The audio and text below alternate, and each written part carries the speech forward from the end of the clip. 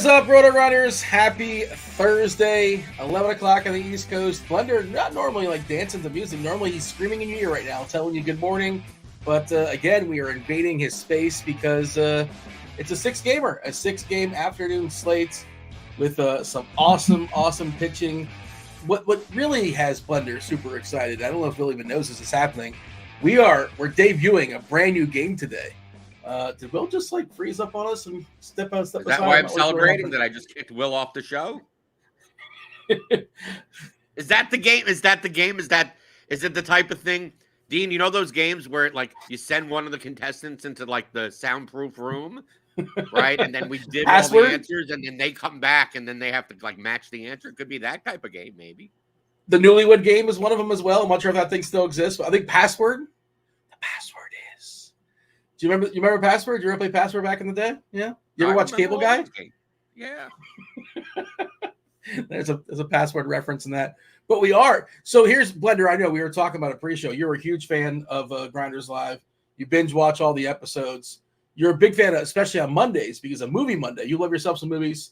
You like yourself some movie trivia. If you're a fan of Movie Monday, you're going to like this game. And you're a fan of sports, which like that would be weird if you're not. We're going to be having so same sort of concept, Blender. Same concept. We have 5 words, 1 word at a time. We release the words like once every 10, 15 minutes, depending on. We'll see how it goes. We're here for an hour. Crunch time comes in at 12 o'clock. You know, of course, lock today is at 12:35 or 12:40. And the words are what? Clues? The words are clues to something. They're all in relation to an athlete, a famous athlete. Okay. So, and each time a word is released, you jump in the Discord channel, rotogrinders.com/Discord, go to the live stream chat and guess who that person is. If you are correct, you only get 1 guess per word drop. And you get yourself a week free of RotoGrinders Premium. Not just football, not just baseball, all the sports. Football, baseball, basketball, hockey, PGA, hockey. Shout out to the Florida Panthers. Just absolutely taking the soul last night of the Rangers. Just an annihilation.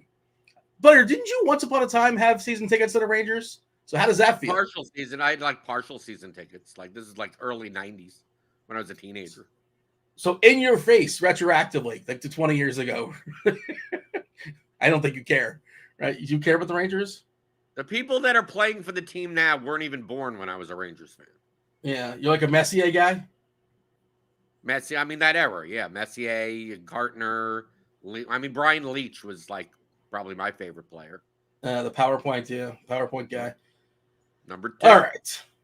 Looks like we have Will back. What's up, Will? Happy Thursday. I don't know if you heard or caught most of that, but we are doing Athlete Thursday. We don't have a name for it just yet. We got to come up with a name for it, but basically the same concept as Movie Monday, except we're doing athletes. Yeah, yep. I caught it all.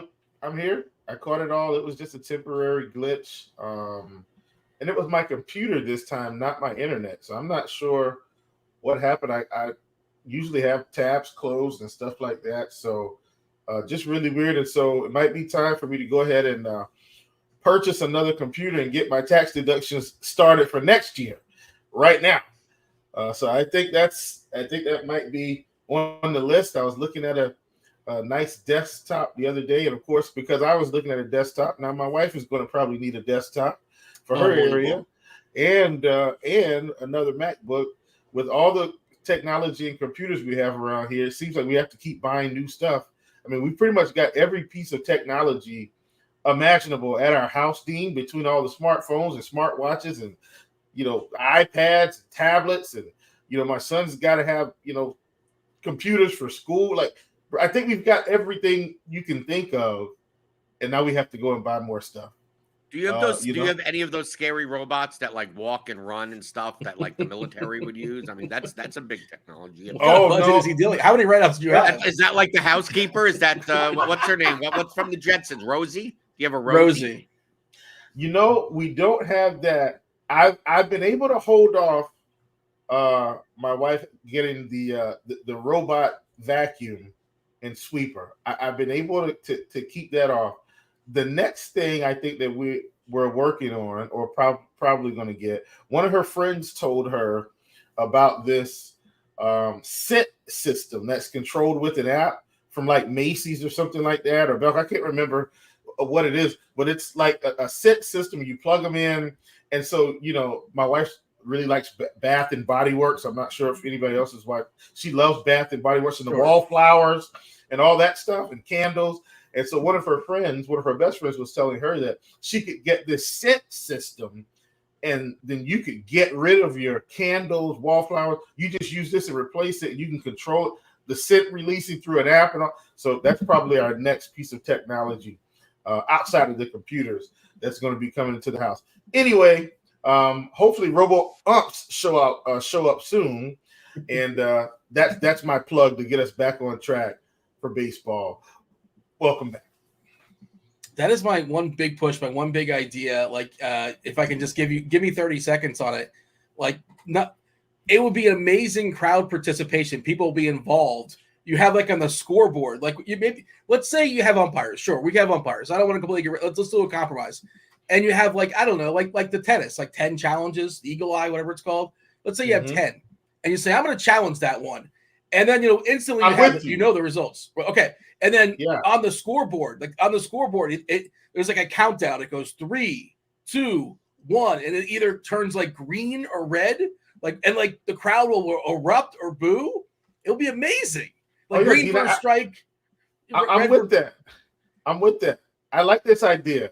Keep that way you can keep some of the old school. Because look, I know why people want to keep them. So I don't want guys out of their jobs, first of all. I want a couple of them out of their jobs. No, but what I'm saying is, I know part of the nostalgia of baseball is he's out. I get that. That's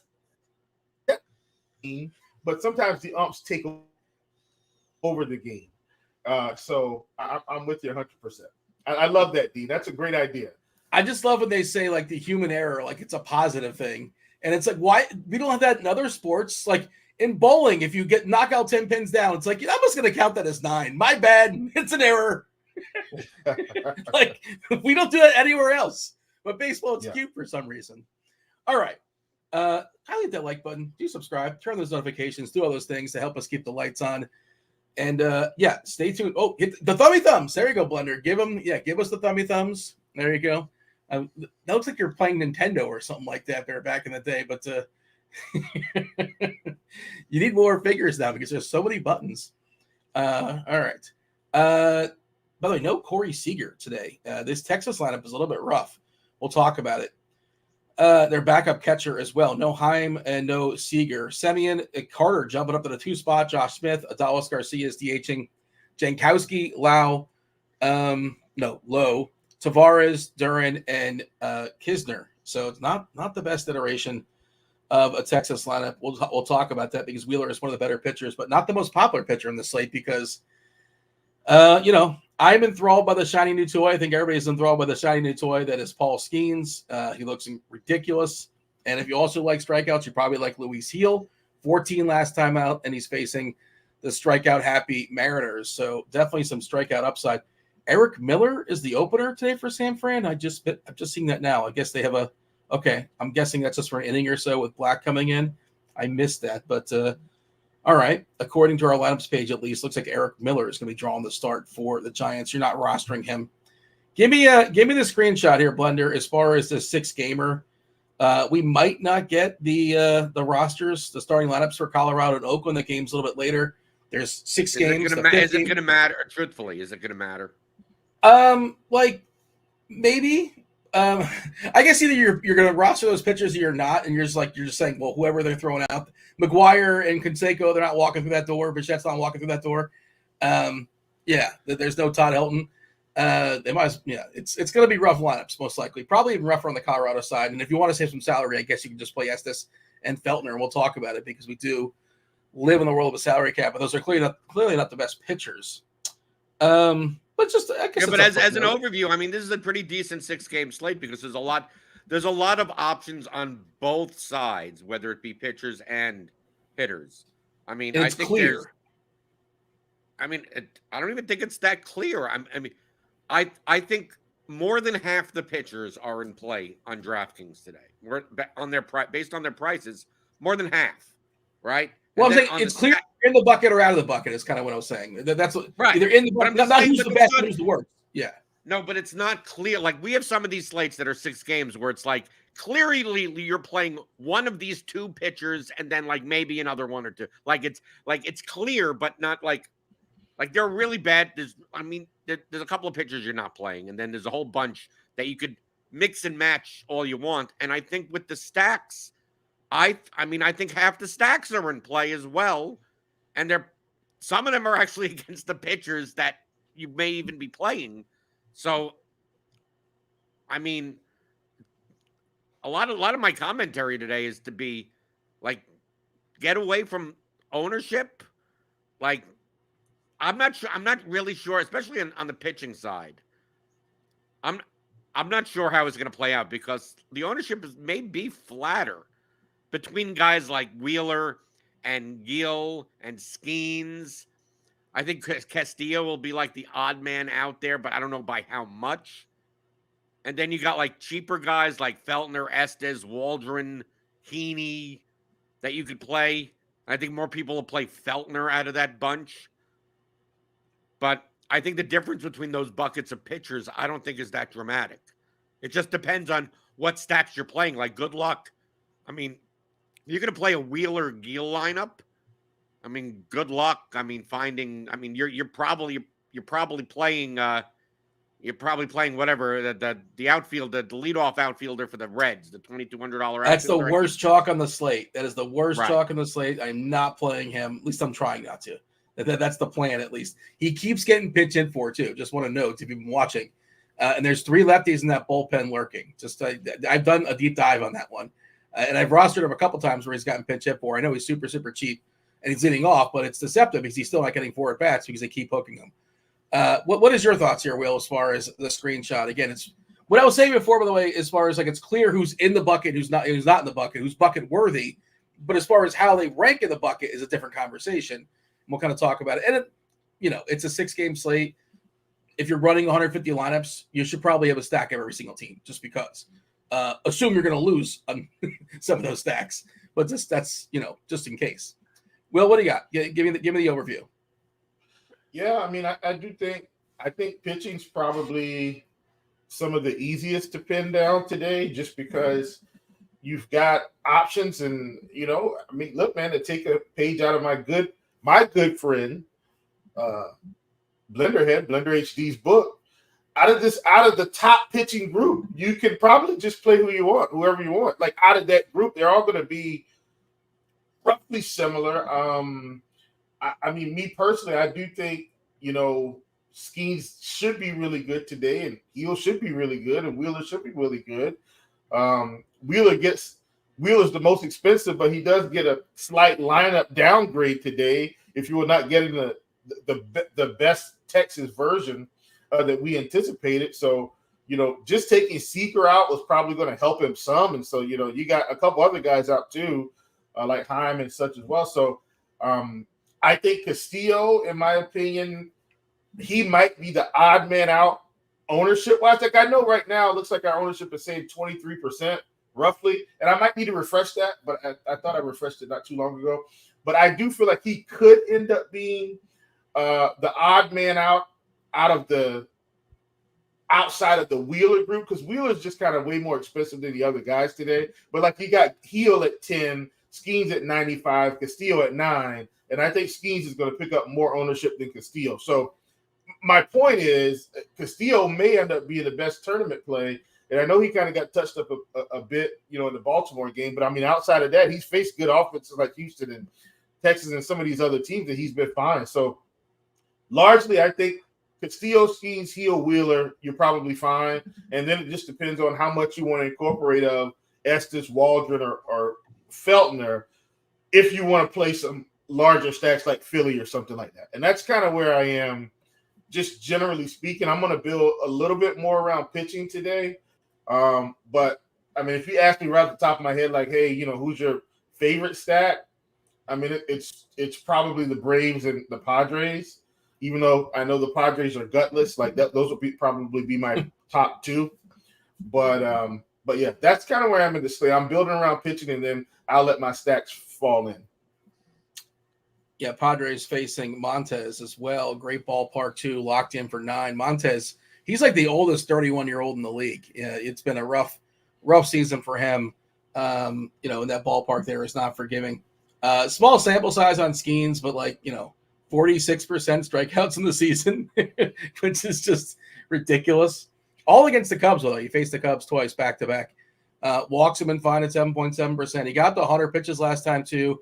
They handle him with king gloves in the minor leagues, and I would imagine 100's not going to be the standard, but they let him go a little bit more, I think, because he was throwing a no-hitter. He didn't give any hits. They had to hook him eventually because he can't, burn the kid out. That would make no sense.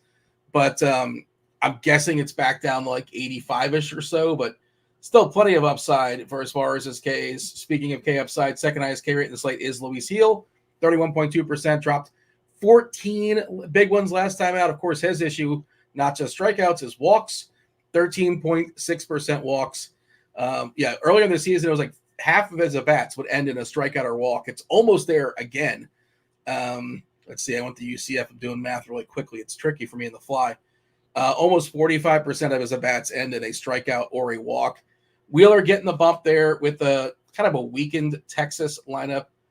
Castillo taking on the Yankees. I kind of agree that I think our ownership's going to – I don't know. This is as of 20 minutes ago, and this stuff changes. We have Heel currently the highest on DK, 36%. Skeens at 34, 35. I think Skeens jumps up to the most popular. People are going to want to play him.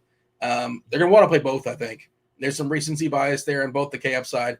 Wheeler at 25%. Estes, you got to save some salary somewhere. Estes and Feltner, both around 22, 23%. They're just cheap, and they're facing bad offenses in a good ballpark, and that's that.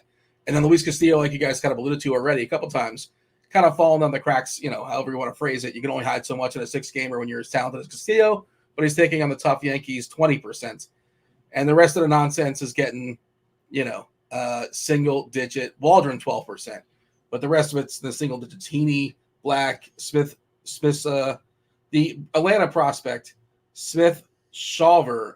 I want to talk about that more when we talk about hitters. But, well, that's your team. Biggest prospect on the team. He's their number one ranked prospect. He was not good last year. He got hit around pretty hard. And he's been bad in the minors, too. I guess he was the elevated.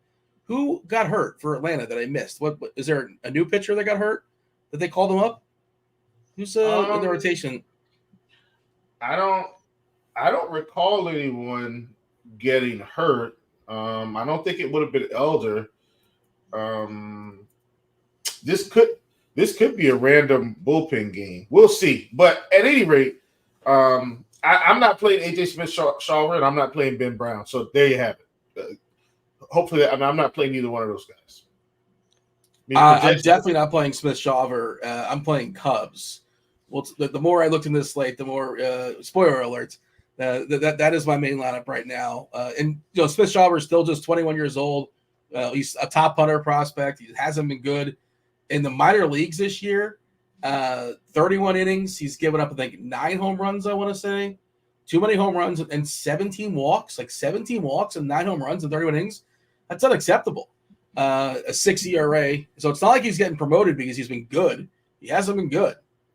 Just sort of thought it was kind of strange that he's the guy that got the call up. Let me see how stretched out he is. I think he's reasonably stretched out. He pitched on the 18th and threw 5 innings. But again, he gave up 3 home runs. He walked 2 guys. He's not a complete project. I like the Cubs. Do we have a Chicago lineup that's dropped just yet? Because hopefully all my players are in there. Okay. Blender, jump in here. Bring some more light to pitching and your approach. First thing, don't we need a first clue? Yes. We got to get the people excited about the game for sure. The first clue in the very first time we're debuting the game I've not yet given a title to. If you like the movie game, you'll love this game too, and you like sports. The first clue. Are you ready, Blender? And if you guys know the answer, don't writing spoil it down. I need to remember the clues. Well, no, you don't have to because it scrolls across the screen. Producer Steve's going to scroll it across. Okay. I wasn't aware. It's the first time. I don't know. Is it going to scroll the whole show though? Yeah. It's a whole, and more words will be added as we play along.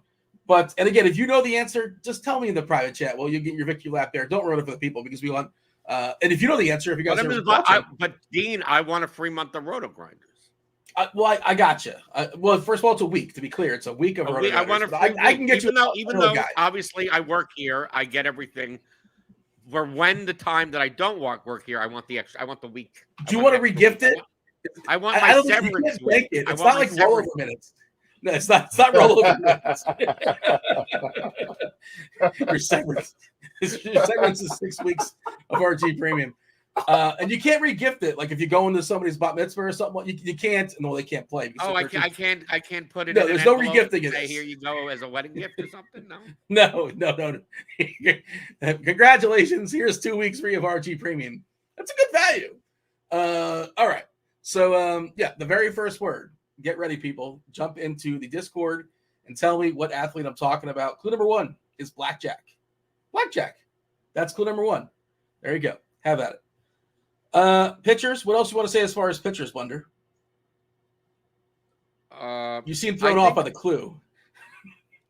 Yeah, no, because I don't think it has anything to do with blackjack. I think it has to do with the number 21. I'm not saying the name. I didn't say anyone's name or anything. Blender, go in the corner.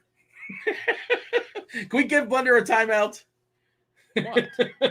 I just Will had a great guess. Will guessed clue. Michael Jordan, which is pretty funny. I just said a clue about the clue. It didn't. Is that is 21 the answer? No. It's well, not. man, Dean, you just aired me out there. But Michael Jordan had a huge blackjack issue.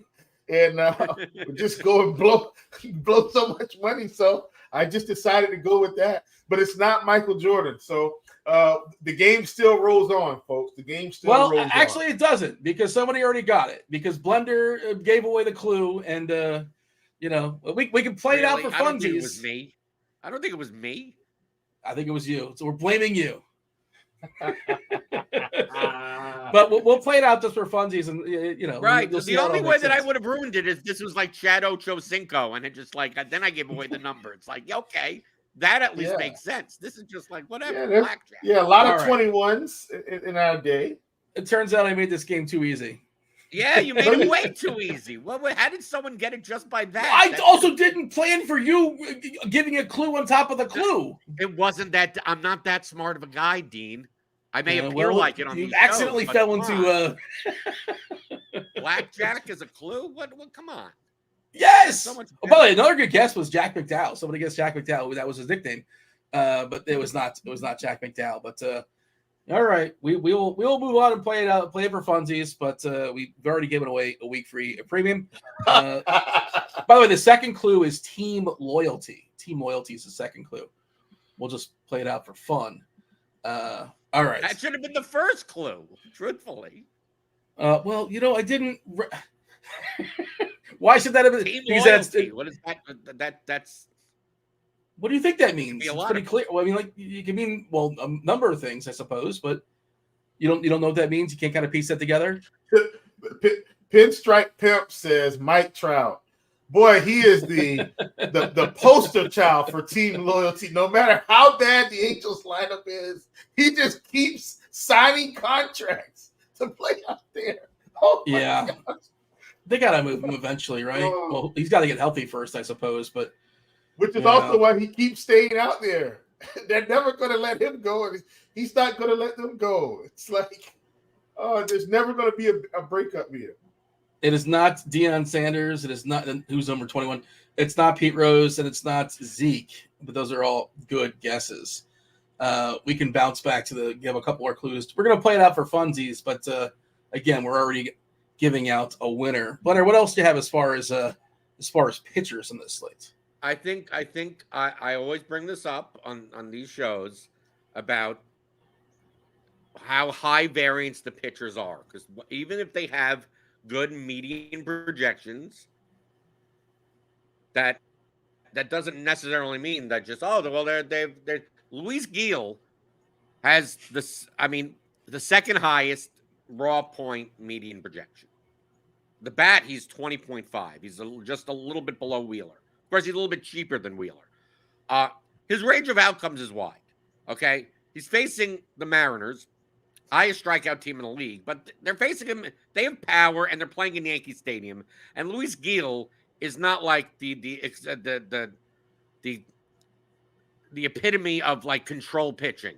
So like anyone that could possibly give up walks, like it's going to be higher variance. So, like, although he projects, well, yeah, I know he struck out God knows how many people his last time out, but before that, he struck out 14. like 4 and 3 and 6. I mean, like, it's like this is, I know his strikeout prop is 7.5, which for 10K is fine, but I mean, that's the same strikeout prop as Wheeler and his Skeens. And then we also have Skeens, who's making his what, 3rd career start, right?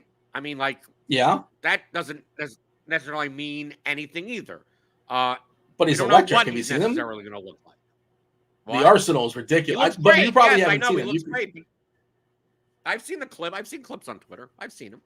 Okay. That's all I need. Fair enough. They show the strikeout Pitching ones, the ninja or ball something. moving and stuff like that. I see how it goes. I look at the numbers. Pitching ninja, yeah. Right? I don't even need the clips. But I'm just saying that don't feel overconfident about some of these, pitch. I mean, obviously in the cheap range, who knows what's going to happen? You could play, Colorado versus Oakland could end up being a 10-8 game. Probably won't be, but it's not like Feltner and Estes are good pitchers. The pitcher I would be most confident in today is Zach Wheeler. I mean, his 11K, but he's lower variance. Maybe the ceiling isn't as high, but I mean, he has a 7.5 strikeout prop, right? Luis Castillo is a fine pitcher. I don't necessarily want to attack the Yankees at Yankee Stadium. They don't strike out that much, and they have a lot of power. But if Skeens and Gill are going to be over like 2 owned, I'd rather almost spend the extra 1,000 on Wheeler and play a lineup like Wheeler Feltner, and then play a stack that, like, if you're going to pay up twice, like I think a lot of people may play like Gills plus Skeens, and then have to. I think that's the chalk combination. I'm pretty Right. sure Heel Skeens is a chalk combination. I think. If you want to save on a bat, obviously you want to get an extra bat or two. You step down probably to Faulkner, if not Faulkner, the other side of that game, and rostering yourself some Joey Estes. Can I mention one thing about Castillo that I Go do for think it. is relevant? I don't think his upside is as high as some of the other guys in terms of matchup, but like I said, we've seen Castillo pitch well in what we perceive to be bad matchups. And if he does get it going, and I'm saying that in the game today, he gets it going, and the Yankees just aren't hitting today, right? Like not knocking the ball apart, not getting singles and doubles, then he does have one of the longer leashes on the field. I would say Wheeler has the longest leash, but if Castillo is, I'm quoting here, so people, if he's rolling, like he might not have 8 strikeouts, but he could very well go 7 innings, 6 Ks, and not give up any runs. Like, so I'm just putting that out there that at 9K, I think he's very relevant for tournaments because he isn't going to get played as many.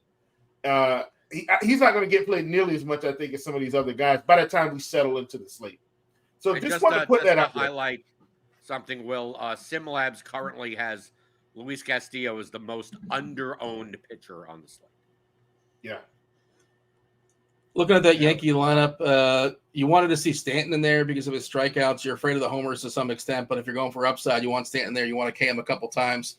32.3%. Judge, of course, strikes out a fair, but again, the power is overwhelming. Let me say this too, Blender. Chat. I know the Yankees, like you guys are missing the point if you're going to keep reiterating the Yankees don't strike. Like you guys are missing the point. The only point I'm making is while he may not have as much strikeout upside, we've seen the Yankees go out there and not score any runs. Like it's not like Castillo is Matt Waldron or Joey Estes or Ryan. Like he's not one of those pitchers. He's a much better pitcher in terms of skills than it. Like him and Zach Wheeler are probably the same pitcher at the end of it all. You get what I'm saying? Minus the ground balls. So what I'm saying is Zach Wheeler's 11K today and Castillo's 9K. Like Castillo's a really good tournament play. So once again, I understand that the Yankees aren't a high strikeout team. It's not about that. It's about what happens if, right, at 9K, he's the highest scoring pitcher on the slate and nobody wants to play him. Like that's really what it's about. Like he could very well be the highest scoring pitcher today with way less ownership. I don't think he will be, but I'm also running multiple lineups, so I'm going to have way more Castillo than the field will. So it's about the tournament strategy. It's not about how we feel about the Yankees lineup.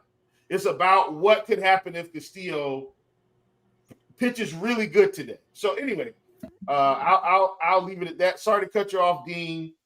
Back to you. All good. Did want to mention, by the way, as far as pitches per game this year, we have two of the top three pitchers that have averaged the most pitches thrown per game. Number one, for what it's worth, if you're curious, Hunter Green, 99.8 he's averaged this season as far as pitches thrown per game. Number two, Zach Wheeler. Number three, Luis Castillo, both at 99, 98.2 respectively. Again, when these guys are on, they're veterans, they can go 103, 104, 105 if needed, get that last extra out if needed. Let's throw the next clue out. Again, we're playing this out for funsies. We already have blackjack. Team loyalty. I don't even know the answer, Dean. You tell me that I ruined it. I don't even know the answer. I need to blame somebody for my terrible game. I made it easy.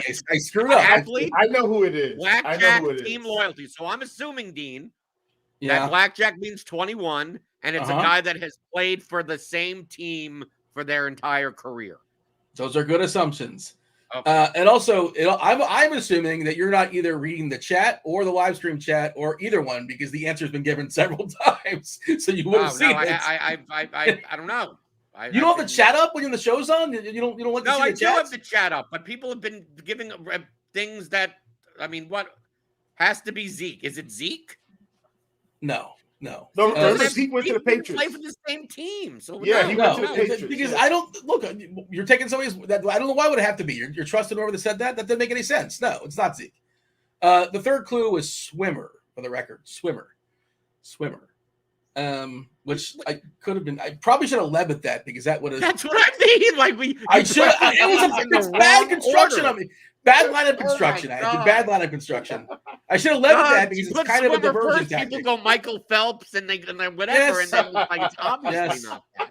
It's a bad. This has been the best opening of shenanigans. Oh man, this is amazing. Let's just keep this going. Forget the slate. 21. Let's just keep this going. Dean, I wish Stevie was coming on afterwards, because Stevie went he always goes gets teed off and excited over Will's food list or my music list or comedy list. This one takes the cake. You can't even. You had one job. You had one job, Dean. It's bad lineup construction. You had three clues, and you had to put them in the hardest order, and you put them. I should have led with swimmer, and I screwed up. Yes. The next two are gimmies. The next two are, it's I figured we'd get it by now, but I figured 3 or 2. I did a bad job. It's on me. I'll take the blame. We'll do better next Thursday. Final thoughts as far as a whole week of preparation. Fantastic. You know what it is, though? The game is it's sweeping the nation. By the time it rolls around next Thursday, this is going to be huge. You think that you're only competing against hundreds this time. Thousands are going to be tuning in. We just can't come up with a name for the game. We have no. What should we call the name of the game? Chat. Let me know if it had some kind of Thursday tie-in. That would be spectacular. Feel free to give me some ideas. Next clue, by the way, demon. Demon's the next clue. There you go. And if you don't know by now, Blender, seriously, just log off. If you can't, the chat said it 17 times. The next clue is it's not Michael Phelps. I'm assuming it's because he played for Wake Forest. There you go. Well, not because he's demonic. He's not a possessed. He's demonic. That's why you should have started with swimmer. Big poltergeist then fan. Demon. Right? Then demon. It's like, dude, how would anyone know who? I know who this is. Yes. I could get it. Yes. All right. The blackjack one is the easy. The blackjack one is the one that makes it easier, because you could pin down exactly what number. So listen, Blender, here's what we got to do now. So the game is going to be called Dean's Deliberate Clues. And now that we started this way, he's going to give the easiest clues first.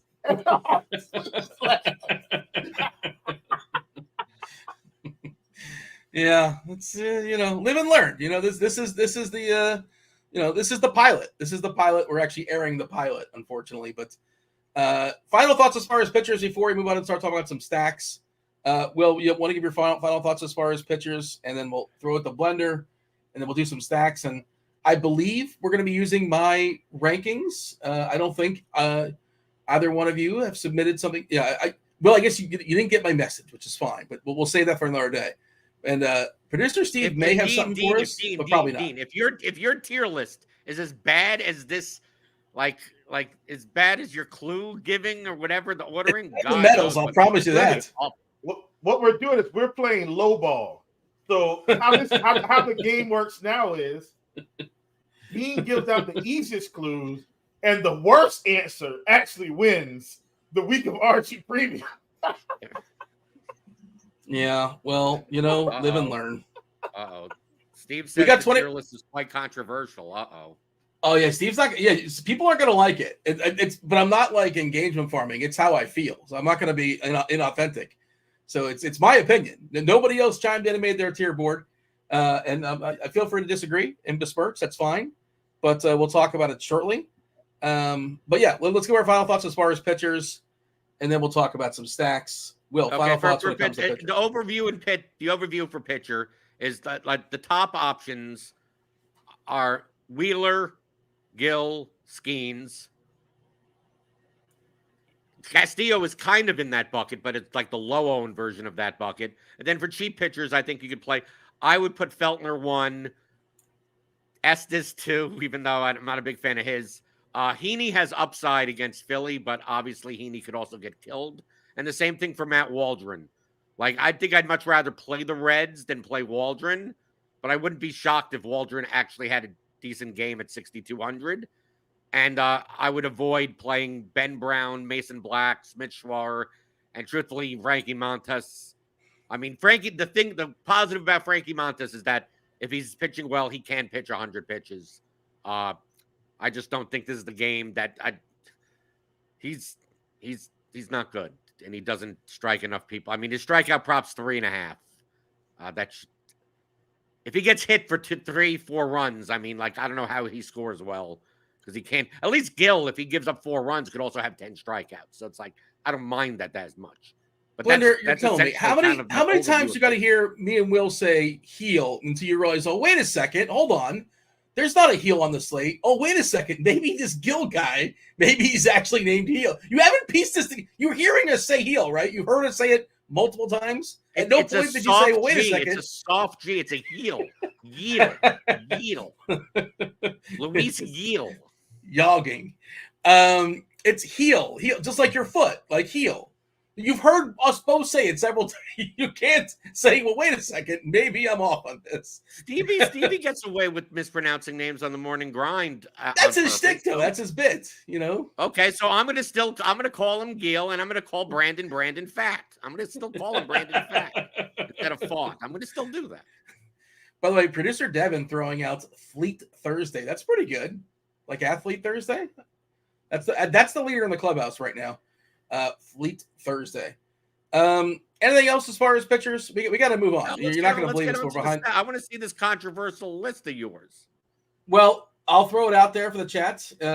I power ranked cheeses, different kind of cheeses. Not Dave Potts. I should have put Dave first. I didn't do that. My bad. That was a bad job. Dave Potts should be on the S tier. Come on. I should have put Dave right up top. I did miss your message. I'm so sorry. We'll save that for next Thursday if I'm invited back for the morning grind. It's a long season, man. Yeah. So we'll pull it out. I'm so sorry. How could a cheese list be controversial? Does anyone have that hardcore takes? What is the best and worst cheese? What's the best and worst cheese? You tell me, because some people are very passionate about their cheese, and like I have popular ones in the trash. So that's kind of where I'm at. So smoked Gouda should be number 1. Here we go.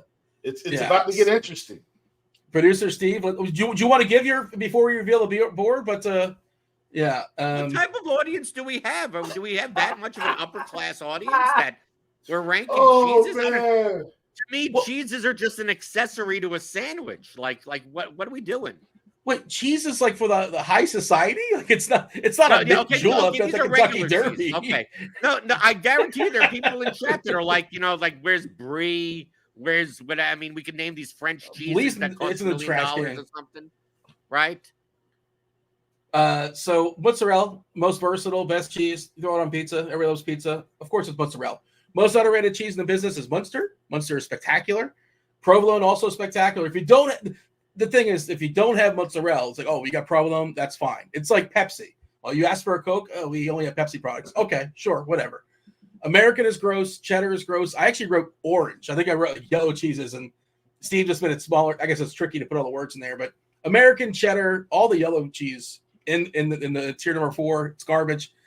And Swiss, it's bad and it smells. So that makes it all at the bottom. So there you go. There's my cheese board. I agree with this list. I think this list is fun. Really? Thank you. I thought I would get some of these other cheeses. I mean, understand people are naming other cheeses that could be in those buckets. So like pepper jack, I could put in the Munster. Like instead of Munster, you put pepper jack there. So it's not like the type of thing like if your cheese is not listed, it doesn't mean it's like worse than Swiss. It's just you have to choose one for each team. Yeah, you can't pick everything. Yeah, there's more than I understand. There's more than 5 cheeses. Like cheddar, I would put right in the middle. Well, right? I put it with American Cheddar's to be fair. Dean, no. Stop. Dean, cheddar and American are nowhere near the same type of cheese. They're equally gross. No. So here's the thing, Dean. American is more like it's more creamy. It's more buttery, if you will. Like it's a creamy cheese, but cheddar is like what goes in your mac and cheese. Like you don't put American cheese in your mac and cheese, D. You typically use a cheddar, a sharp, a medium, or whatever. You may put a cheese salt, but like American is like for burgers or sandwiches or something like that. So we're not putting cheddar and American in the same bucket. Like that's a travesty. But we're putting in the same garbage can. I had to pop on to address something. Devin wrote in chat, I'm surprised Dean didn't rank, quote, yellow cheese on this list. And Dean actually did rank yellow cheese on this list. It was American. It said yellow, parentheses, American/cheddar, but it was too long to put on the tier list. So you're outing Dean as thinking yellow. He thought all 3 were the same thing. No, I just wanted to take equal opportunity slander. But my point is, but Steve gets my point. I think Devin gets my point. I think Blender gets my point. American and cheddar aren't the same. They're nowhere near the same thing. They're nowhere near the same thing. So to me, yellow cheese is like, well, that's your okay. But anyway, you get what I'm saying. I hear. Yes, they're different. I hear you. Yeah, but like there's 2 different hitters in the slate that are both bad, but different actual people. So we can do it that way too. I think we can all agree, Dean. I think we could all agree provolone is the most neutral cheese there is because you could put provolone on a sandwich and not even realize that you even have cheese on a sandwich. Well, I get provolone is the Pepsi, like mozzarella is the Coke. They're two different that was things. an SAT question. Has a taste. Provolone tastes like nothing. No, it's got a taste. What are you talking about? It barely has a taste. How dare you?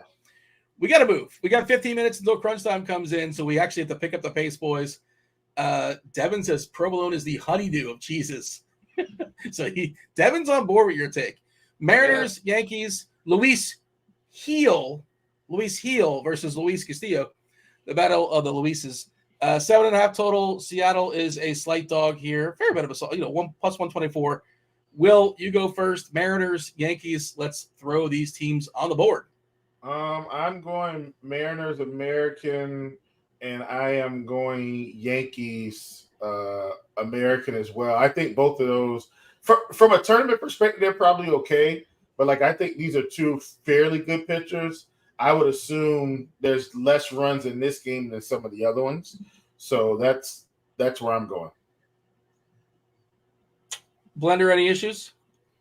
No, I just what's the deal with Steve? Steve is what, quick finger Steve? It's like he likes to play his own game. He plays his own game. He likes to guess where he's going. Okay. So basically people tune in and if they just tuned out right now, they'd be like, I gotta stack the Yankees because producer Steve likes them and doesn't realize it's not us, right? Okay.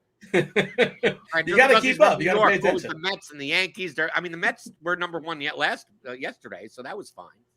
No, I have no issue with this. I think I'm much more likely to try to play Seattle bats against Gil than Yankee bats against Castillo. But I mean, truthfully, I may even put the Yankees in like the bottom team. I mean, they'll be low owned, so like it can't be on the bottom. So I would have put him in problem alone, but I think the Yankees and to make it clearer, I think the Yankees and the Mariners are yellow stacks or American stacks or cheddar stacks, whatever type of cheddar. They're all the same according to Dean.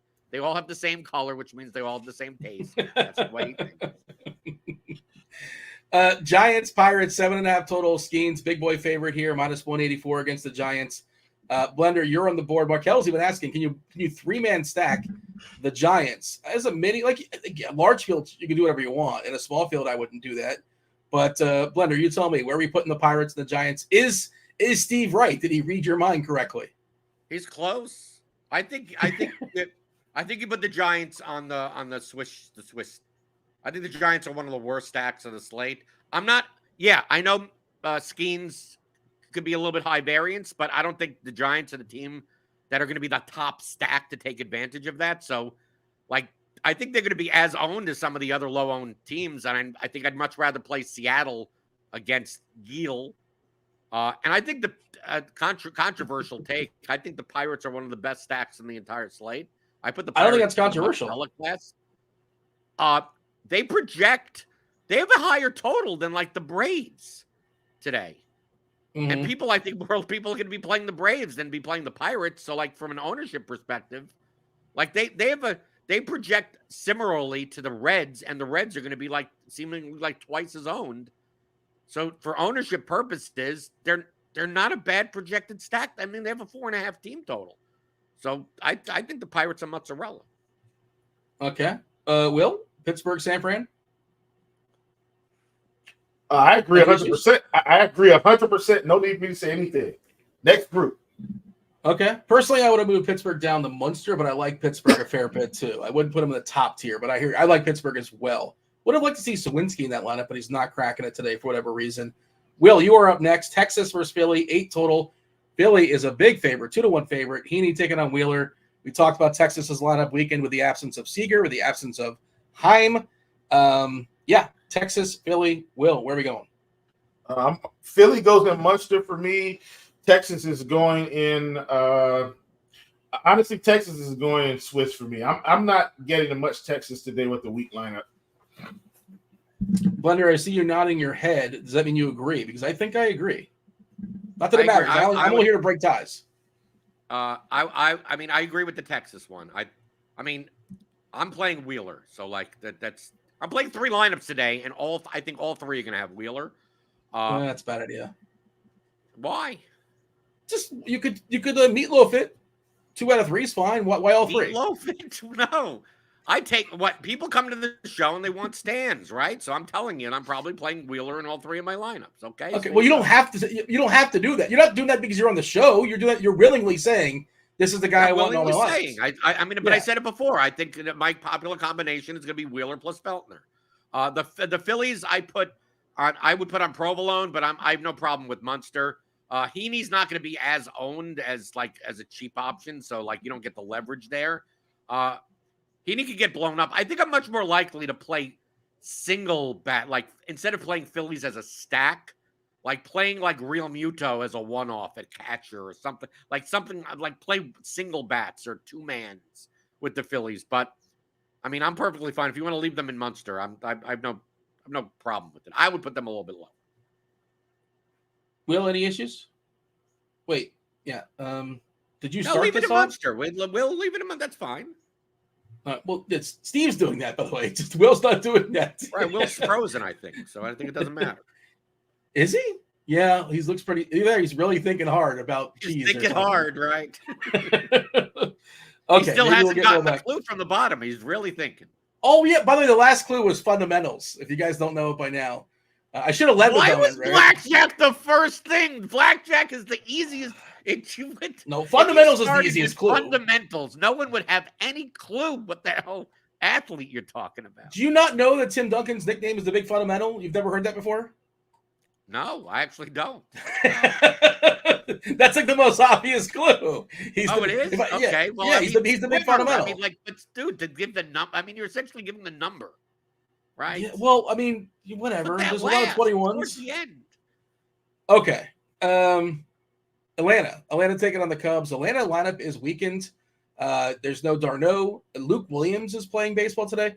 To my knowledge, they still have not IL'd Austin Riley, who's missed like 11 games in a row now, which doesn't make any sense. It's retroactive, but as far as I know, he's still like just not. He's just kind of caught in the middle somewhere, like Will is. He's hanging out with Austin Riley. Ben Brown versus Smith Shawver, the prospect for Atlanta, who's looked terrible so far, but he's an uber prospect for sure. Not Skeens level, but nobody is. Give me the ranking here for Atlanta and the Cubs, Blender.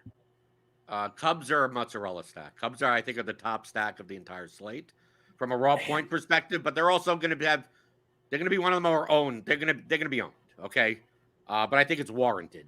The Braves, I would put in provolone. They're fine. I think they're going to be over-owned. I think. I mean, let me take a look at the lineup. At their prices, I almost feel like I'd rather play like Braves one-offs than a stack. In comparison, I mean, just from a price consideration, because once you start putting in these Braves bats, right, and you have Olsen and Ozuna and Acuna, yeah, it's very expensive. And I don't mind the bottom of the order for the Braves, like playing. You like Trump and Luke Williams and Kelnick? You like those guys? I don't mind. I mean, but I'm not talking about as like as stacks. I'm just talking about it as like a one-off. Like if you want to play Michael Harris as a one-off or something, right? But I'm like Luke Williams, I'd play as part of the stack. But this is the reason why I think the Braves are going to go over-owned, because once you could fit in like a third baseman that's 2K on the Braves, it's much easier to put in like Arcia and Ozuna. It's easier to like play all these guys. So I just think that the Braves are going to go over-owned. And but they're still they still have a decent team total. It's not like the highest it could be, so that's why I put them kind of in the middle. Atlanta in the middle, Chicago all at the top. I hope you're wrong that Chicago's gonna be popular. I didn't think they would be, but maybe that'll be the case. Well, because they've it's not a Wrigley win game like it's been the past several days. It's fine. It's kind of neutral from what I saw on Weather Edge, unless something has changed. I went ahead and dropped the weather report in chat as well. Let's see what Will has to say. I believe Will is back with us. Talk about your Braves. I've been back. And Will, also, Austin Riley is still like not on the IL and not playing baseball for like 11 games in a row. That's correct, right? Like, what is going on with that? Like, what is like? It's a very weird situation. How they're I don't know. But I haven't been to the stadium this year yet. But I am gonna get up there pretty soon, just to check out. Nice stadium, nice ballpark. Yeah, absolutely. I agree with this. I would have had the Braves in Munster just because they're the Braves, and I've just learned that if you just play the good offenses every day, like they pay off in the long run. It's kind of a long-term thing for me. I don't bet against my team. So I would have the Braves in Munster. I do think they're better than middle of the road, but I can't. I'm not going to force the issue here. Definitely agree with the Cubs at the top. Now you can move them up to Munster. I'm fine. I mean, from a raw point perspective, I just think they're going to be over-owned. So yeah, Steve can move them up to Munster. What we should do is to have nothing be in provolone, because provolone doesn't taste like anything, which means there should be no stacks. That's worse than any cheesesteak I have. That's a terrible take. It has a real taste. What are you talking about? It doesn't. You're telling me you could have a big sandwich like an Italian with like ham and pepperoni and Genoa salami and all that type of, and then they put a slice of provolone in the middle, and you could tell the difference. I'm going to give you that sandwich. And why can't it be a ham and cheese? Give me a ham and cheese, and it's ham and it's provolone. I know what provolone is. Blender. You're mucking it up. One has cheese and one doesn't. I wouldn't be able to. You can't argue with Dean about food. He eats dressingless salad. Okay? This is what we're dealing with. Dean basically takes iceberg lettuce, right? he rinses it off, and the residue of the water droplets is his dressing. You can't argue with this man about food. 5 minutes. We got crunch time coming in. You got Kevin Roth. We have Keith Eister as well as Dave Potts. Cheese is good. Who was the number one cheese? Like that. That's where I screwed up. I should have put cheese. I mean, mozzarella is spectacular, but Dave Potts. Come on, what am I doing? That's on me. My bad. By the way, this is the weather did change on Weather Edge for Chicago. It's worse for hitting, better for pitching. 162 game sample. Homers down 20%. Runs down 5.9%. Winds blowing in from right center at about 9 miles per hour. All right, last game. Let's talk about this game's happening, right? There are 2 games. We have 2 games. Oh, San Diego, Cincinnati. We got to pick up the pace. Let's go. San Diego, Cincinnati. I skipped that one accidentally. Go ahead, Blender. What do we got? The Padres and the Reds. I would put the Padres. Are we still okay? We can't put anyone in provolone because it doesn't taste like anything. I would put both the Padres and the Reds in Munster. I think the Reds are going to go a little over-owned today, and the Padres should be similar. If you're going to play the Padres, you're going to play the Braves. You're going to play the Phillies. I think the Padres against Montes is fine. I mean, this is where they kind of get all bunched up. I think the Cubs are clearly the top stack on the slate, and I think the Pirates are going to go under-owned. Everything else is. Like, if you want to play the Phillies, the Padres, the Reds, the Braves, I think they're all fine. I thought the Padres would be the most popular team in this slate, but maybe I'm wrong. I like the Cubs as a pivot off the Padres. I like the Padres just fine, too. But all right, what do you got, Will, here as far as San Diego and Cincy? We got them both in Munster, and I guess we are moving everything out of provolone. We're taking direction here from Blender. I would have had the Padres and mozzarella. That's my top stack of the day, but I mean, that's tomato, potato. That's splitting hairs. Like if it's above provolone, we're saying, hey, these are stacks you want to get exposure to and play. All right, last. Oh, game. You know what? I messed up. I said tomato, potato, and what I should have said is heel. It's the same, you know. It's not. One makes you sound like you don't watch. Well, no, wait, Blender doesn't watch any baseball. Colorado versus Oakland, 7.5 is a total. Kind of a coin toss here. Estes versus Feltner. They will be rostered because salary cap reasons. We won't have those lineups, which might matter to some degree. Just kind of pay attention. Will, you're setting the board on Colorado and Oakland. I want to put them both in Swiss because I think they're both so bad. It's American or Swiss. I'm going with Swiss. I'm not really playing either one of these teams, but that's just me. Blender? I'm not. If we're going by stacks, I'm not playing either of these. That's what we're doing. Yeah. Could you play one-offs if you're not playing the pitcher? If you're not playing, right? If you're not playing Joey Estes in your lineup and you want to play like Brendan Rodgers at second base or something as a one-off, I mean, I think that's fine. But as a stack, my propensity, obviously, game theory-wise, is I'd much rather play the A's against Feltner because Feltner's more owned. But I think Estes is going to get decent amount of ownership also to play the Rockies. I'm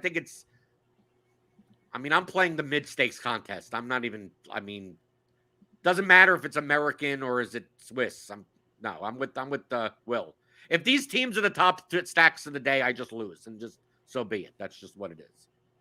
Still waiting for a Cubs lineup. No lineup just yet. Of course, we don't have a lineup just yet for either Oakland or Colorado. That game is later. Here is our final board. And if people are just looking at the board and not listening, they're probably confused how all the teams went away in the middle. But Blender made an executive decision. We have Pittsburgh and the Cubs hanging out in mozzarella. Munster. Munster's got Philadelphia, San Diego, Cincinnati, and Atlanta. Nobody is with provolone. Provolone's all alone. At the bottom, American, yellow, cheddar. That would be Seattle and the Yankees. All the way at the bottom, Swiss. It's Oakland, Colorado, Texas, and San Fran. Those were the cheeses, the cheese power rankings, but we must talk to the greatest cheese. This was the biggest snub we had. We have Dave Potts. Cheese is good. Crunch time is here. Let's bring him in.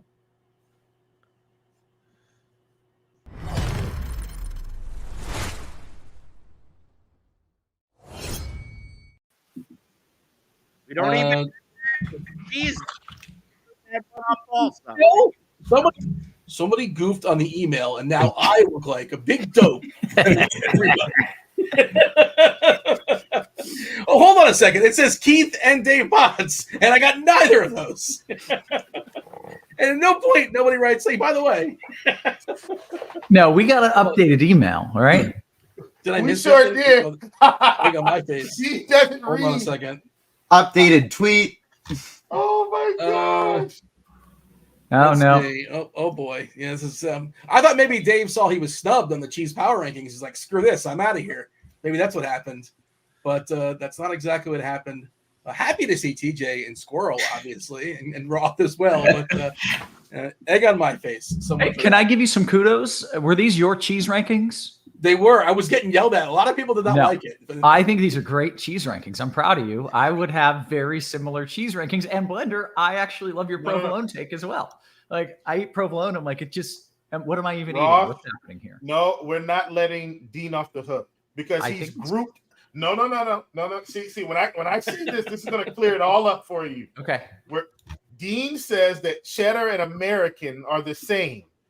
Oh, no, he said damn it, it's just equally bad. bad. He said bad, not the same. Yeah. Equally bad. No. He said they're both yellow terrible. cheeses. He said they're both yellow. I said, Dean, stop. Sharp Like, cheddar is so elite. Sharp that cheddar was my is one like, gripe.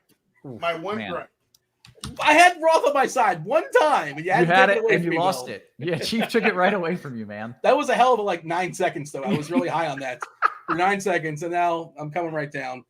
All right, we have 35 minutes until first pitch, so we should probably step aside and get out of here. We do appreciate y'all watching. Hit that like button, do subscribe, do turn on those notifications. Next Thursday, if we're doing a show next Thursday, I have not looked at the schedule, but we will do better on Fleet Thursday. We'll make it much tougher as far as Athlete Thursday. Should we play the game with these guys? Were they watching the show? You think they'll get it in one or two? Let's do it.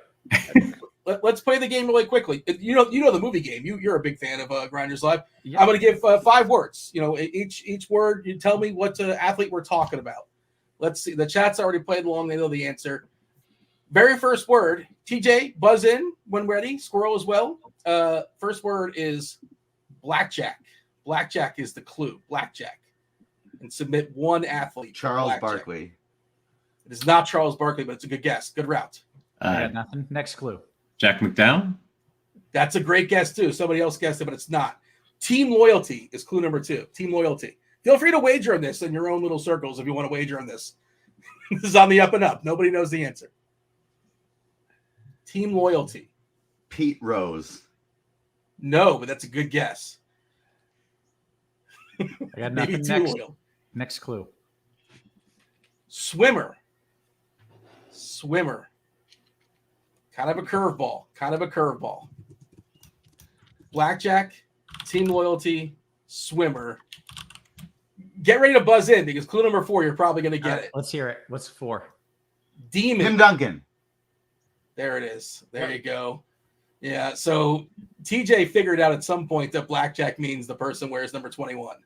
No, I remembered that Tim Duncan swims.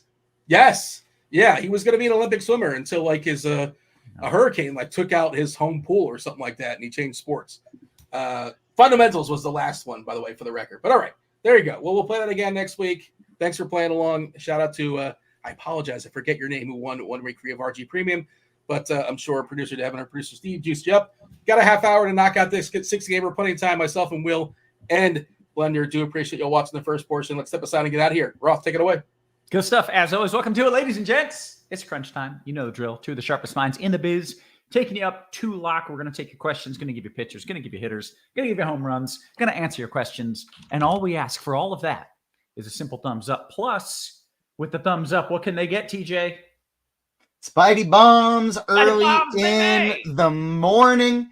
Shout out to Keith for not allowing his Ethernet cable to come in yet and allowing the people to get some Spidey bombs this morning. That's what the people want. Also, you were having internet troubles, but you got here. You figured it out. Yeah, no, the internet was fine. It was really weird. I came down and my desktop, only a year old Mac computer, just wouldn't turn on. I was pressing all the buttons. I was hitting the restart on behind it, and it wouldn't turn on. And so I unplugged it, plugged it back in, then held the power button, and it started. It just kind of took a minute to get back in gear. So I think it might have done an automatic update last night, and then that'll do it. Well, yep. Sometimes you just got to go the full tech support. Well, did you try turning it off and on? And, like 80% of the time, that solves it. Two of the sharpest minds in the biz. We got my guy Squirrel in the house. Good to see you again, sir. How are you? Good. Yeah. Short turnaround, but yeah, good to be here. And got a nice early slate here. Okay, very good. And then TJ, as mentioned. TJ, you feeling good about this slate? Yeah, feeling really good. I'm playing 150 lineups, but I'm doing things a little bit different than I usually do. I have a 3-pitcher pool in 150 lineups. Wow, that's extreme.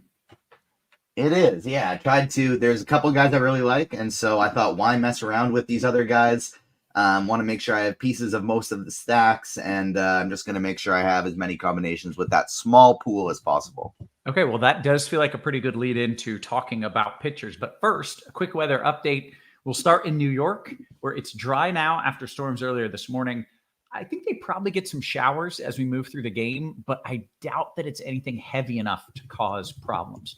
Pittsburgh looks good to me. I think in Philly is maybe my biggest concern. And the concern is just that some light rain that's happening now might linger into first pitch, and they might need a late start. But I do expect they're going to play. And that's pretty much it as far as the weather goes. So I'm mildly concerned about Philly, but not enough that you should do anything about it. Play pitchers, play hitters. And if they late start, just assume that they're going to wait it out and play. So that's pretty much where we're at here weather-wise. TJ, I think your hair looks great for what it's worth. I see you in the chat. Let's talk about that 3-player pitcher pool that you've got. Yeah, so I narrowed it down to 2 top options and 1 cheap guy today. They're chalky, but my thought process is with only 3 of them in my pool of 150, I don't care if they're chalky because I'm going to be heavily overweight on each of them anyways. Over the field. And so for me, it's actually starting in that New York game, and I'm going with Luis Gil. He's a 30% K rate pitcher going up against Seattle, and this lineup has a 28.2% K rate on the season. There's downside. He's off sometimes and he walks bats, but this guy's got a massive upside, over 20 DK points in 3 straight games, 39.9 of them last game. The strikeout upside's there, and he's facing the highest strikeout team in the league. Then we got Paul Skeens, the best young pitcher in baseball, maybe the best pitcher in baseball. Right. And he's played 2 games so far. His second one, he had 11 Ks. The only real concern with him is a potential pitch count. They're probably not going to let him go 100 plus pitches, but I don't really care. It's a good pitcher's park. San Fran's not like a terrible team by any means, but they're not elite either. This team that they have in there this lineup that they have in there right now has a 24% strikeout rate on the season, and that includes Luis Matos's 3.3% strikeout rate on the year. And so it's a pretty solid matchup in a good pitcher's park. Luis Gil and Paul Skeens are the 2 guys that I'm just going to be loading up onto the max and trying to find cheap plays throughout my bats when I can. The cheap guy I'm going with is Ryan Feltner. So it is the 3 highest projected owned running backs. Geez, I'm already ready for football. 3 highest projected owned pitchers on the slate. But they're the only ones that I'm going with. Zach Wheeler is just too expensive for me. I guess I'll elaborate on Feltner a little bit. He's playing Oakland, and he goes from Coors Field to the best pitcher's park in baseball. It's as big of an upgrade as you can get. Feltner's actually been pretty good this year. Not fantastic, but decent. He's limiting hard contact to righties. He's getting ground balls and 20-ish% strikeout rate, which isn't that strong, but for a guy facing this Oakland team, and as my cat comes to say hello, facing this Oakland team in the big park upgrade, I want to get to a lot of him. Zach Wheeler is just too expensive for me. The Luis Castillo would probably be the next guy I would put into my pool if I wanted to expand it a little bit. 9K against the Yankees, good pitcher, tough matchup. There's other cheap options like Joey Estes and Matt Waldron. I just don't really want to take those shots. Estes would maybe be the next guy I'd take a shot on because he has shown some flashes of upside, but Colorado's been weirdly hitting the ball well the last couple games. And so that probably is just nothing. I'm going to switch around at any moment, but enough to make me want to take the stand on Feltner over Estes. Okay, so Skeens, Heel, and Feltner are your three. And let's go to Squirrel. Is your pitcher pool a little bigger than three dudes? Yeah, so I generally spread out pretty far and wide. My primary interest, I think I want to be underweight Skeens. I think there's just a lot that can go wrong, to quote myself from the expert survey. But he's been a little bit limited on the pitch count. He went longer last game, but he was having a really good game. I think it was a no-hitter, and that might explain like why he was going a little bit longer. I think he only went in 7 minor league starts. He only went past 4.1 innings in 1 of the 7. Then his first major league start, he didn't go that long. Last start, he went the 6 innings, but he had the no-hitter going. So I do think there's stuff that can go wrong. I think he might be pretty popular. We got a day slate. He's the hot new thing, the shiny new toy. I think Cheese called him in the article. He's all of that. I think he'll be a great pitcher. I just think he might be a little bit overowned, and we actually have really good pitching options. So I kind of like the. It's a big assumption that Paul Skeens is going to ever give up a hit. Right. I mean, that's kind of the attitude around him right now. And, I'm not going to go bet the house on Paul Skeens having a bad game. I don't think he'll even have a bad game. I think he might have a little bit of a limited game, and there's some other options that could outscore him. And the aura around him right now is just like, well, I think he might go pitch the rest of his career and never give up a run. Right. I just think that's like maybe getting a little bit out over our skis on this guy. He's going to probably be an excellent pitcher, one of the best pitchers in baseball. Maybe the best pitcher in baseball. I just don't know that I have that confidence in him today. Okay, I love that. Yeah. So I think, going with some of the other options, I think you can either pivot to like Zach Wheeler, spend a little bit more, say, look, I think Wheeler outscores Skeens, and, then I don't need $1,500 difference on DraftKings. Or you can go to like a totally different price range. Like I like going to like Ryan Feltner or Joey Estes and say like, well, it's maybe you just need the money. Like maybe it is the really high priced hitters. They're doing really, really well today. So it's some kind of combination of like Feltner, Estes, maybe combined with Wheeler or Luis Castillo. Maybe Castillo just has these incredible games sometimes. I really like the Yankees today. So I'm not all that high on Castillo, but if you don't like the Yankees as much, maybe Luis Castillo is that answer for you to a non-Paul Skeens pitcher. Okay. Any other names you want to toss out? I think if you're doing like a bunch of entries, I think you can go down to like Matt Waldron or Andrew Heaney. I would keep them even if you're doing a 150 lineups. I'd probably have them single-digit percentages on DraftKings where you use 2 pitchers, and I certainly single-digit on FanDuel. Okay. Very good, guys. We got to turn it around, talk about the bats, talk about the stacks. Squirrel, you can lead us off. One thing I want to pop in really quick if I can, just because I kind of forgot to mention it. On FanDuel specifically, where you're only playing one pitcher from like a cash game, I forgot that like we got the best tournament player in the world above me. I guess I can handle a little bit of cash stuff. So I would go like I think Skeens or Heel would be the only 2 people I would be choosing between in cash. If that $700 to Skeens gets you somebody really good with your bats that you like a lot better, great, go with that. If you have the $700, go with Heel. Okay. Very good. I think with that, we can kick it over to some stacks, and Squirrel, you can lead us off there. Sure. So it looked earlier today that San Diego might be strong chalk. They just they were having high ownership percentages. Now it looks a little bit more spread out, and I wasn't all that high on San Diego. Cincinnati's favored in that game, so I Cincinnati a little bit better. So I like the Reds. The Reds are probably my top stack. They're not going to be particularly under-owned, but I think if I'm maybe a little bit under the field on Skeens, I don't necessarily need to be avoiding what could be a popular stack, especially because I think ownership is going to be a little bit more spread out now. And other stacks that I like the Atlanta and Cubs stacks. I think that's one of the games showing like a little bit of a bump. It's not a great weather edge day for hitters, but I think that game has negative 20% home runs. But home runs aren't everything. So yeah, and I am not that sold on the Braves pitcher. He's been a little bit of a disappointment so far this season. So kind of prefer the Cubs, but Atlanta's also a stack you never want to totally ignore. Don't mind Philadelphia either. I think they've actually got one of the higher implied run totals on the slate. So you can absolutely go there. And then the Yankees, I like going with the Yankees. Luis Castillo isn't a pitcher we necessarily always want to pick on, and he's a guy that can get strikeouts, so he's a good tournament option for pitchers. Like the Yankees, especially Aaron Judge, like his numbers against right-handers at home are just incredible for his entire career. And he's just been hitting the cover off the ball in May. He's both on a short-term sample and a long-term sample. Really like Aaron Judge, and like the Yankees is a little bit of a sneakier stack. Okay. TJ, your favorite stacks? Yeah, the Reds are actually my favorite stack of the day as well. They're going to be my highest owned in tournaments. There's cheap players you can go with. There's expensive ones like Dela Cruz, who I think is probably going to hit a home run tonight.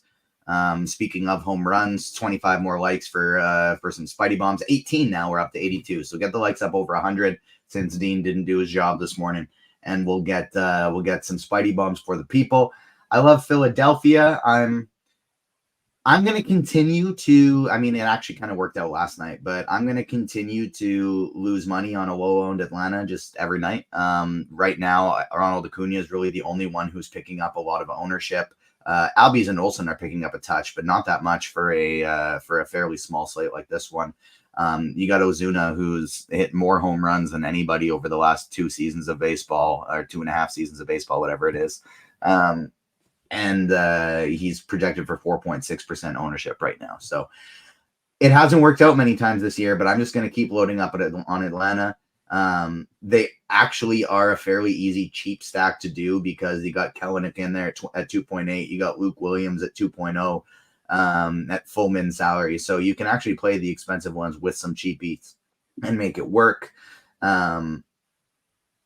Pittsburgh, I don't mind. San Diego. I'm pretty much stacking a little bit of everybody on this slate. So like I have San Diego, Texas, New York, Chicago, Oakland, Colorado, but my 3 favorites are Atlanta, Philly, and Cincy. Okay. Very good. Did get a question about cash pitchers, which we did not address. Squirrel, if you were playing cash, both FanDuel and DK, what do you think the cash pairing would be? So I think I wrote in the expert survey that it was Paul Skeens. I'm actually leaning a little bit more towards Zach Wheeler now. So I'd go with Zach Wheeler on FanDuel as like the one pitcher. On DraftKings, I think it'll probably be a Skeens Feltner combination. But I think you could also insert Zach Wheeler there. Okay. Very good. Guys, let's go around the horn, starting with a little catcher talk. TJ, lead us into it, please. For what it's worth, I think it's Skeens heel. That's the pairing I'd want to be doing in cash today. But catcher talk today. Real Muto is actually my favorite guy. I'm getting to a lot of JT Real Muto today, facing a lefty. Some Shea Langelier. I almost messed it up, but I remembered at the last second. And Mitch Garver is a solid one-off too. But for the most part, I'm just getting if it's not Real Muto or Langelier, it's a guy in my stack today. So I'm getting a lot of like Luke Maye just because I'm playing a lot of Cincy. Yeah. Squirrel? Yeah, if JT Real Muto really stands out amongst everybody else, then it's Langelier. The lineup's not out yet, but assuming he's in it. And then Mitch Garver at 3,200 is really underpriced for hitting in Yankee Stadium. So on DraftKings, like 3,200 for Mitch Garver is really good. Everybody else would probably just be a guy I'm playing that stack at most. Yeah. Okay. First base. So first base, I like Bryce Harper as spend up. He's not getting the platoon advantage, but I think that's okay. I mean, he hits left-handers pretty well. Andrew Heaney is not somebody we necessarily need to avoid.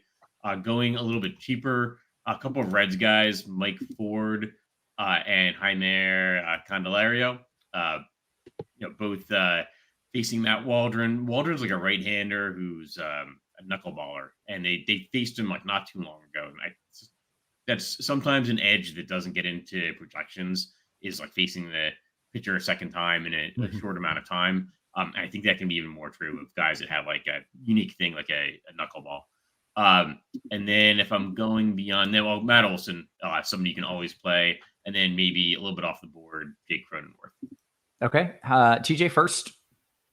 Yeah, I really like Matt Olson today. We've kind of been saying all season long, hey, this guy has good under the surface stats. Why isn't he hitting the ball? Why aren't those home runs coming? Well, now the home runs are starting to come for Matt Olson, and so I do like him quite a bit in tournaments. And he's also Spidey Bomb #1. I haven't seen if we got 100 likes yet. I don't think we have, but I'm unleashing Spidey Bomb #1 anyways because we're talking about Matt Olson, and this is a guy that was pretty much significantly in the plus 200s to hit a home run every game last year, and he's plus 390 over on FanDuel today. So Matt Olson is Spidey Bomb #1.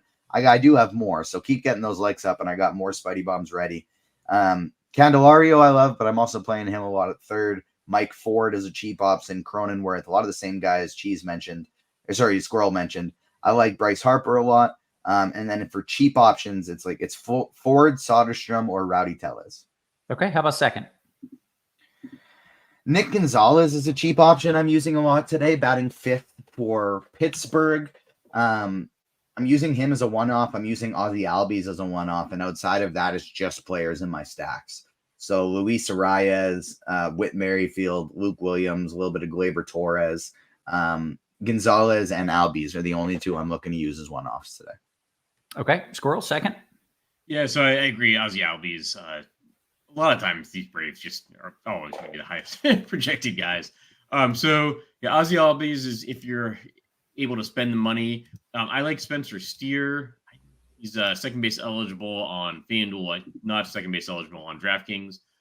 Nico Horner, assuming he gets into that lineup for the Cubs, and Thairo Estrada. So I think you can actually stack the Giants today. I know that's kind of off the board, but nobody's going to be playing the Giants because they're facing Skeens. If Skeens is a little bit limited, let's say he just goes 4 or 5 innings, more likely 5 than 4. But the Pirates bullpen isn't something we want to avoid, and nobody's going to be playing the Giants, and so I like Thairo Estrada as the best of their hitters. Okay.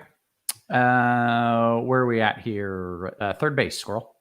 Third, so Christopher Morel, Manny Machado. If you can afford him, Alec Boehm for the Phillies. Don't mind Matt Chapman to pair with Thairo Estrada against Skeens. And then Heimer Candelario is third base eligible as well. I mentioned him with the first baseman. Okay. TJ, your thoughts at third? Heimer Candelario is my highest on bat on the slate, but for tournaments today, and I do think this would be easier cash option at third. I think you play him at third, and you definitely need him in cash. Ryan McMahon is actually my favorite tournament play here.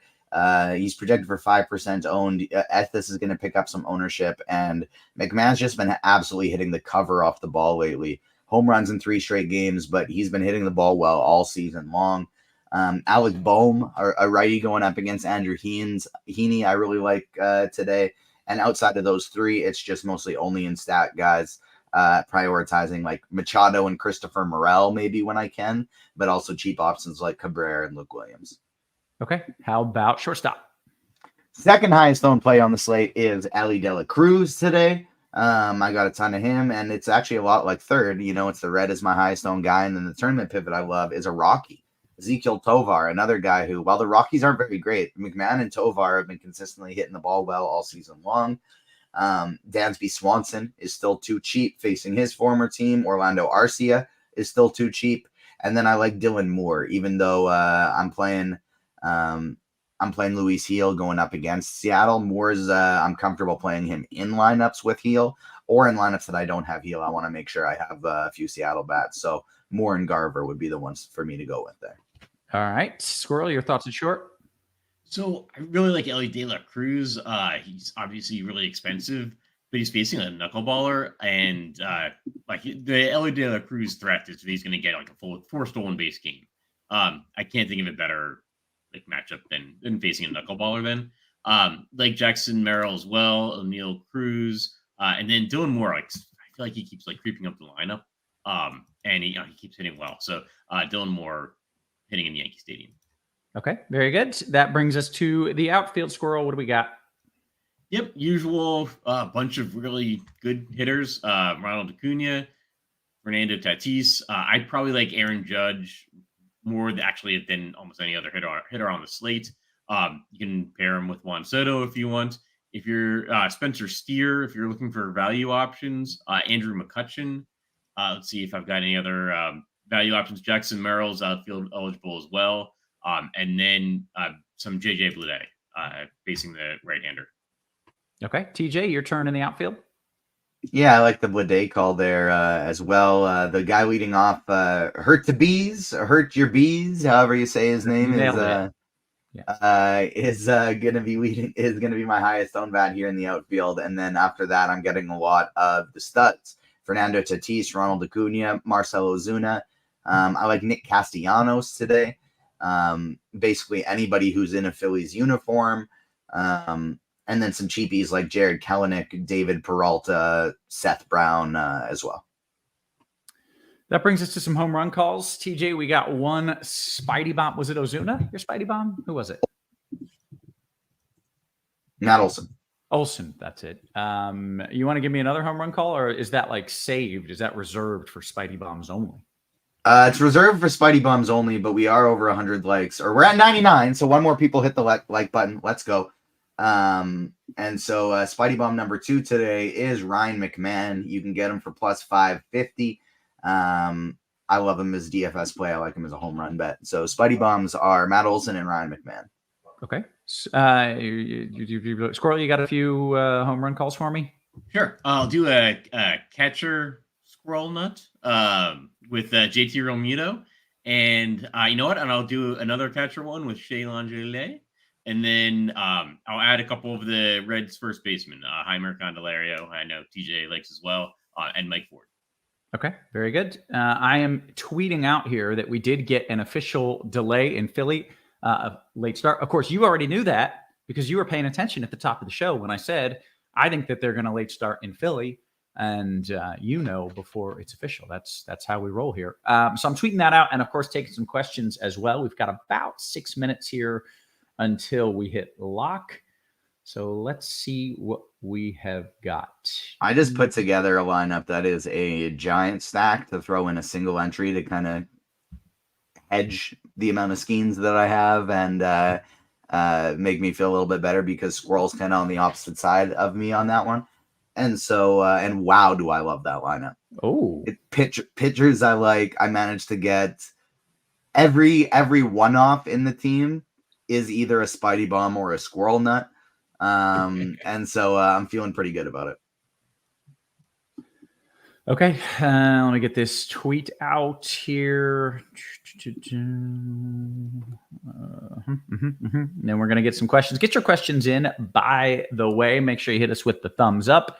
And don't forget, never been a better time to sign up for RG Premium. We got good stuff going on here. 6-month combo subscription, exclusive price, $469.99. That is a savings of $250. 250 clams, 250 smackers, 250 bones, as opposed to 6 individual months of combo premium. You can also get your first month of RG Premium, $40 off for a limited time. And if you want a test run, little 3-day pass, that is $19.99.